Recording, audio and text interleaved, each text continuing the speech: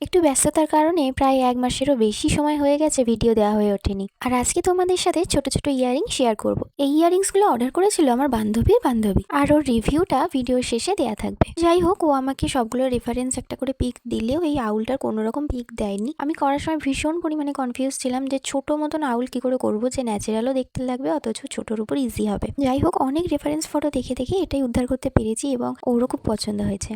আর এটারও কোনো reference photo আমাকে দেয়নি, বলেছিল একটা লাভের উপর কিছু একটা ফুল করে দিতে। তো আমি প্রথমে রোজ করেছিলাম, করে ওকে দেখানোর পর রোজটা ভালো লাগেনি, তারপর এই সানফ্লাওয়ারটা করাতে খুব পছন্দ হয়েছে। এই ফ্লাওয়ারটা ও আমাকে বলে দিয়েছিল কেমন রং হবে। আমি জিনিসটা ভালো হওয়ার জন্য একটু বড় করেছিলাম, কিন্তু ও একটু ছোট চেয়েছিল, সেটা আমি বুঝে উঠতে পারিনি। এই ইয়াররিংসটা ও আমাকে বলে দিয়েছিল কেমন করতে হবে, তেমনটাই করেছি। আর এই যে লাভটা প্লেন রং করতে বলেছিল প্রথমে, সেটা ফাঁকা লাগছিল বলে আবার একটু ডট দিয়ে দিতে বলেছিল। তো যাই হোক, আজকের মতো টাটা। আর সবাইয়ের জন্য অনেক অনেক ভালোবাসা।